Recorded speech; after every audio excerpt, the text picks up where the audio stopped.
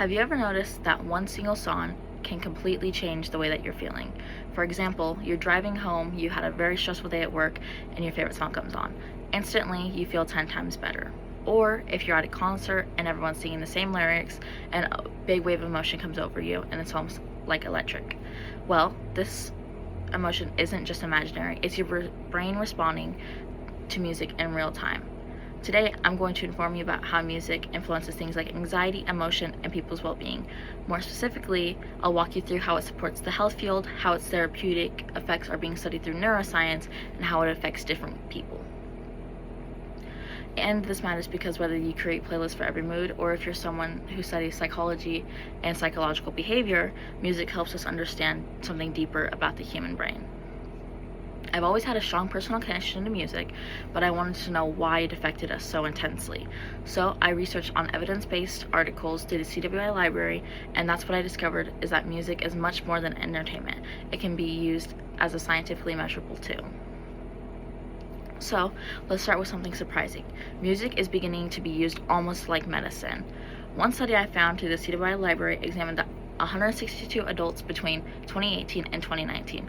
The research divided them into two groups. One practiced emotional freedom techniques and the other used music therapy. According to the study, both the EFT and music groups showed improvement in reducing emotional symptoms. That means music produced measurable improvements, not just feeling better, but actually decreased the amount of anxiety symptoms. And what's even more fascinating is that improvements weren't limited to one age group and personality type. Music seemed to help all the way across the board, whether it be happy music or sad music, it helped increase. So, in a medical setting, something as simple as listening to music could do things like lower anxiety, regulate emotions, improve patient comfort, and reduce stress before procedures. This tells us something important. The human body responds to music in predictable, beneficial ways. Now that we know how music works in the medical environment, let's look at why it works so powerfully inside the brain. This is when things get really interesting. Music therapy isn't just emotional, it's neurological. A neuroscience article from the CWI library explained that researchers use high-density EEG monitors to observe how regions of the brain communicate while a person listens to music. According to the article, the brain's regions are stimulated by different aspects of music, such as its emotional content, melodic structure, lyrics, and rhythmic patterns.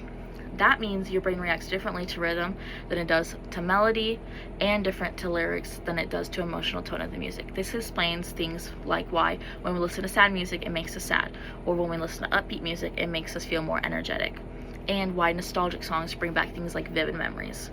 This also explains the Mozart effect. The Mozart effect means that there have been studies showing the classical pieces like Beethoven's Symphony No. 2 activate areas connected to memory and attention, not because classical music is magical, but because its structure is complex and stimulates cognitive processing.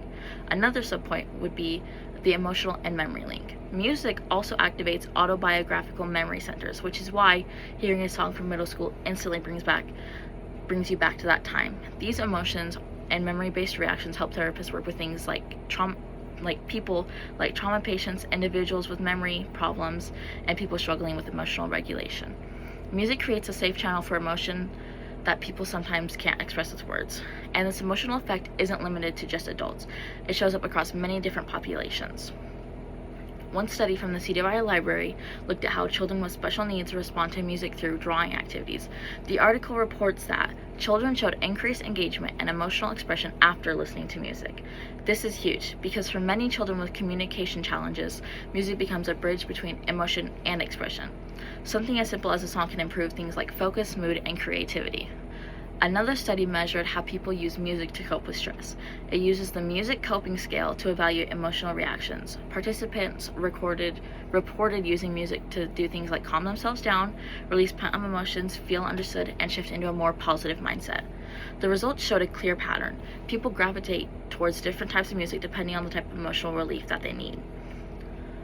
Across both studies, one thing stayed consistent. Music reliably helped people regulate their emotions regardless of age or condition. So today, we explored three major ways music influences us. One, its uses in medical and health settings. 2, its therapeutic and neurological effects, and 3, its benefit for children, adults, and all types of people under stress. Together, these findings show that music isn't something we just enjoy, it's something we respond to biologically and emotionally. So the next time a song gives you chills or makes you feel upset or instantly lifts your mood, that's not a coincidence. That's your brain reacting it to a deep and meaningful way. I want to end with a quote from Beethoven that beautifully sums up everything we've talked about today. Music can change the world because it can change people. And now we know scientifically that he was absolutely right.